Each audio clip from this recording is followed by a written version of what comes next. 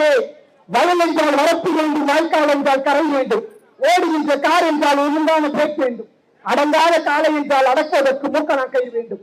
அதுபோல ஆதிக்க சாதிகளின் அடிமட்டத்தில் ஒழிக்க, ஜாதிய தீண்டாமை அடியோடு அளிக்க, பெண்ணுடைய சிறுமையாக சமூகம் காக்க மண்ணில் திராவிட முன்னேற்ற கழகம் எங்கும் வேண்டும் வேண்டும் வேண்டும் என்று பொருள். இதோ இளைய பட்டாளம் வந்து கொண்டிருக்கிறது. 14 வயதில் நாங்கள் தூயத்தாடி கொண்டிருக்க நாங்கள் நடிகர்கள் பின்னால் செல்பவர்கள் அல்ல. 14 வயதிலே திருவாரூர் வீதியிலே ஓடி வந்த இந்தி பெண்ணுக்கு நீ தேடி வந்த போல இந்த நாடு உருவங்கள் என்று முழங்கிய தலைவர் கலைஞர் பின்னால் செல்பவர்கள். திருமண வயதில் மிகப்பரிசு அறிவித்த நடிகர்கள் பின்னால் செல்பவர்கள் அல்ல. திருமண வயதில் கொடிய சட்டமான லிசா என்கிற கொடிய சட்டத்தை ஏற்றி சிறைக்கு சென்ற தளபதியிடம் பின்னால் செல்பவர்கள். அன்பாண்டவர்களே, இப்பயும் நீங்க ஏன் திராவிட முன்னேற்ற கழகத்தில் நான் ஓட்டு போடணும்னு நீங்க என்கிட்ட கேட்டீங்கன்னா, இந்த மேடையில் அனைவரும் அமர்ந்து கொண்டிருக்கிறார்கள். இவங்களுக்குலாம் ஒரு 20 ஆண்டு அரசியல் அனுபவம் இருக்கும். என்னுடைய வயசு 20 தான். என்னுடைய வயசு 20 தான். என்னிடம் ஜாதி என்று கேட்கவில்லை, என் பெயரை வைத்து மதம் என்று கேட்கவில்லை. இவனுக்கு மேடையில் பேச தெரியும். இவன் மேடை ஏறினால் திராவிட சித்தாந்தத்தை கற்பிப்பான் என்று என்னை நம்பி என்னை மேடையில் வைத்து ஒரே ஒரு இயக்கம் திராவிட முன்னேற்ற கழகம் என்பதை நாம் மறந்துவிட முடியாது.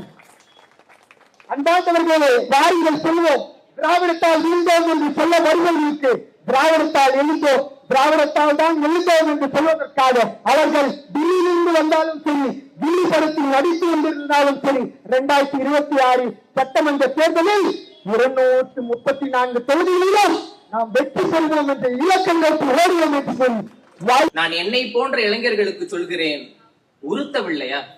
கொஞ்சம் கூட உறுத்தல் இல்லையா? நமது அம்மா வயது, நமது பாட்டி வயது தாய்மார்கள் நம் கண்முன்னே அழுகிறார்கள். உங்க வயசு ஆளுங்கெல்லாம் இதை கேட்க மாட்டீங்களாப்பா அப்படின்னு நம் கண்முன்னே அழுகிறார்கள். அதை பார்த்து உனக்கு உறுத்தல் இல்லையா? உன் கையால் ஆகாத தனமாவது உனக்கு தோணவில்லையா? உன் குறை கேட்டு நான் என்ன செய்வேன் தாயே? அதிகாரம் என் அறிவுக்கு இல்லை, அரங்கேற்றமோ என் பேச்சுக்கு இல்லை, கைதூக்க வலிமை இல்லை, காப்பாற்ற வழியும் இல்லை, விட்டு போக மனமும் இல்லை, கட்டுக்கட்டாக பணமும் இல்லை, கையால் ஆகாத கயவன் நானோ, உன் குறை கேட்டு என் செய்வேன் தாயே என்ற உறுத்த வேண்டாமா? அந்த உறுத்தல் தான் எங்களை போன்ற இளைஞர்களை இங்கே நிறுத்தி இருக்கிறது. எனது அன்பிற்குரிய அப்பா சீமான் அவர்கள் எப்போதும் சொல்வார், எனது வாக்காளர்கள் 7வது 8வது வகுப்பில் படித்துக் கொண்டிருக்கிறார்கள் என்று. உண்மையிலேயே கட்சி தொடங்கப்பட்ட காலம் 2009-10களில் நான் 8ஆம் வகுப்பு தான் படிச்சுக்கிட்டு இருந்தேன். இன்று அவரை நேசித்து நான் வந்து நிற்கிறேன். காரணம், இன்றளவில் இவரை விட்டால் வேறு நாதி இல்லை. காலையிலேயே அப்பா ஒரு சம்பவம் பண்ணிட்டு தான் இங்க வந்திருக்கிறாங்க. எல்லாருக்கும் தெரியும். ஆமா, நான் சொல்லி தெரிய வேண்டியது இல்லை, இன்னைக்கு தமிழ்நாட்டுக்கே தெரியும். ரிப்பீட் தான், இருந்தாலும் சொல்லியே ஆகணுமே. எங்கு அநியாயம் நடந்தாலும் எதிர்த்து நின்று ஏன் என்று கேட்க முதலில் வந்து நிற்பவனே முதலமைச்சரனில் சீமான் தான் தமிழக முதலமைச்சர். நாம் தமிழர் பிள்ளைகளை அமைச்சர் பெருமக்கள். இதை மறுக்க முடியுமா? பொதுவா அப்பா அவர்கள் மேடையில பேசி கொண்டிருக்கும் போது கீழே இருக்கிற இளைஞர்கள் சொல்லுவாங்க, வழக்கத்துக்கு மாறா மேடையில் இருக்கிறேன்னா கீழே இருக்கிற அப்பாவுக்கு சொல்றேன், அப்பா ஐ லவ் யூப்பா. ஏன்னா கீழே போனா எனக்கு சொல்ல வராது, அதான் இங்கே சொல்லிட்டேன். எல்லாவற்றுக்கும் பணம் பணம் முன்வைக்கப்படுகிறது, இனம் பின்தள்ளப்படுகிறது. இன்றளவில் நாம் தமிழர் கட்சியை விட்டால் ஒரு தூய அரசியல், இந்த தீய அரசியலை ஒழிக்குவதற்காகவே ஒரு தூய அரசியல் என்பது எங்கும் இல்லை. அன்பிற்குரிய இளைஞர்கள் இதை சிந்திக்க வேண்டும். ஆட்சிக்கு பேரு நம்ம திராவிட மாடல் ஆட்சி சொல்லுன்னு இருக்கும். இந்தியாவுல எத்தனையோ மாடல் இருக்கு. ஒரு 3 வயசு சிறுவன் இருப்பான், பணியாறு வீட்டு சிறுவன். அவன் 40 வயது முதியோர் பார்த்து அதே குப்பா என்பான், அதே குப்பா என்பான். அந்த குப்பனுக்கும் குப்பனுக்கும் மேடை ஏற்றி மாறி மாறி தாழ்வை அளித்த இயக்கம் இந்த திராவிட இயக்கம் என்பதை நாம் மறந்து விட முடியுமா? எத்தனையோ மாடல் இருக்கு.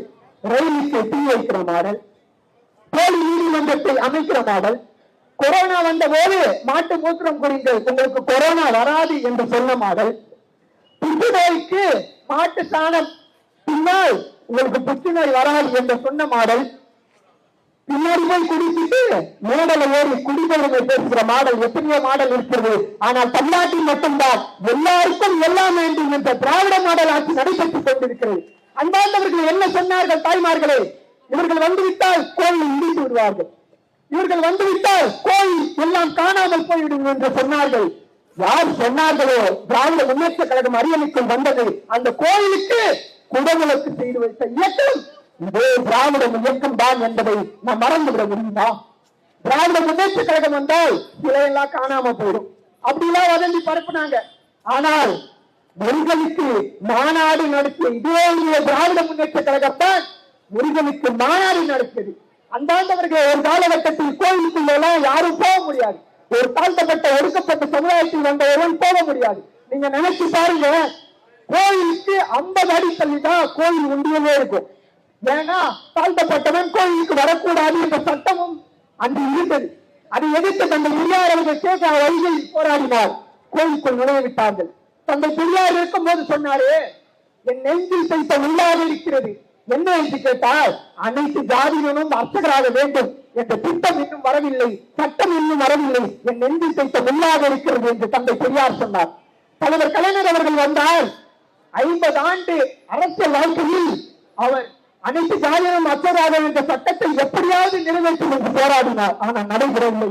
ஆனால் முத்துவே ஸ்டாலின் என்னும் தான் என்று நம்முடைய முதலமைச்சர் விளங்கினார். அவர் வந்த சில மாதத்திலேயே அனைத்து ஜாதியினரும் அர்ச்சகராகும் என்ற மகத்தான திட்டத்தை கொண்டு வந்தார். தந்தை பெரியாரை தொடங்கி அறிஞர் அண்ணா அவர்கள் மாநில உரிமை மீட்க வேண்டும், தமிழ் மொழியை காக்க வேண்டும் என்று போராடினார்.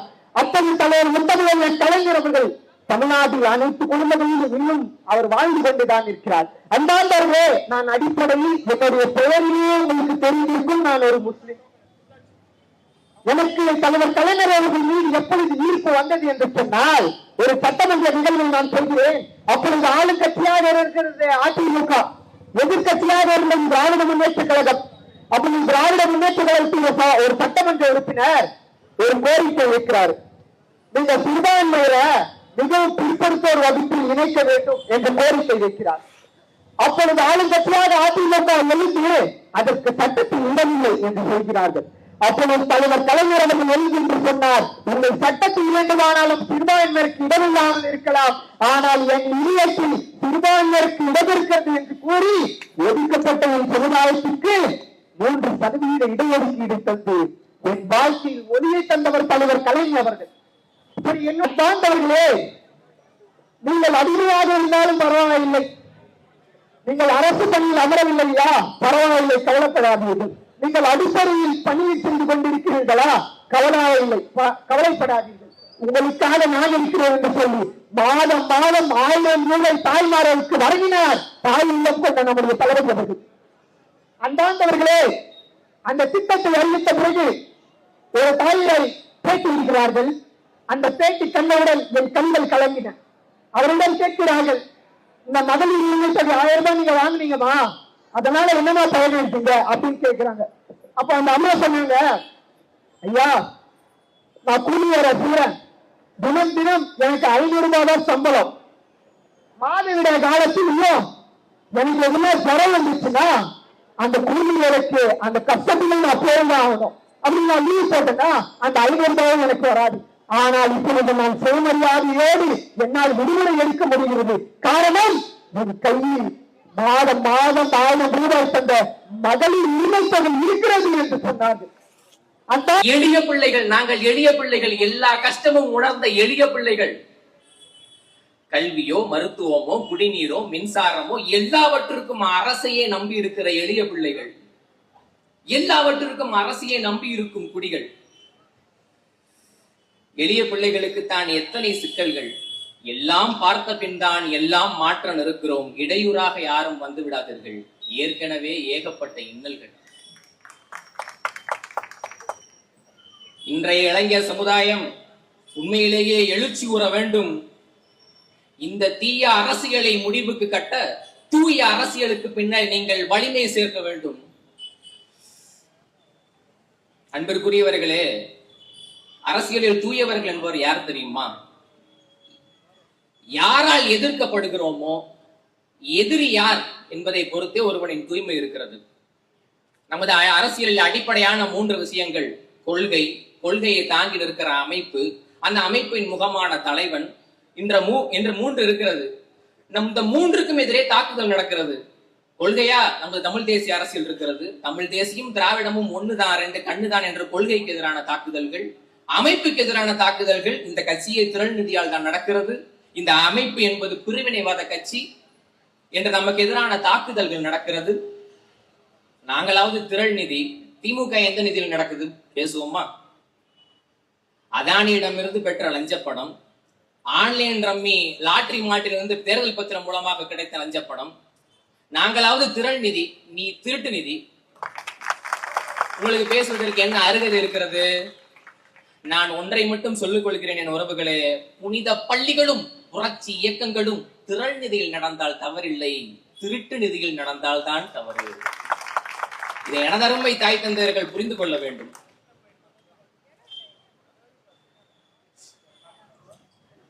நாட்டை காக்க நல்லதொரு தலைமையின் கீழ் ஒன்றிணைவோம். எங்கள் இலக்கு ஒன்றுதான், அது இனத்தின் விடுதலை. இனம் ஒன்றாவோம், இலக்கை வென்றாவோம், நாம் தமிழர். இது வெளிப்படையாகவே அநீதியால் கட்டமைக்கப்பட்ட தேசமாக மாறி போனது. அரசு வேலை வேண்டுமா? அங்கும் பணம் தான். அரசியலா? அங்கும் பணம் தான். சீட்டுக்கு பணம், ஓட்டுக்கு பணம், எல்லாவற்றுக்கும் பணம்.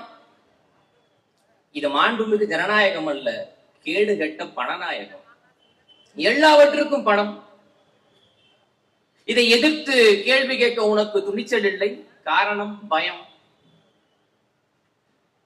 உயிர் பயம் ஒன்றாலே இங்கே அத்தனை அநியாயங்களும் கட்டவிழ்த்து விடப்படுகிறது. பயம்.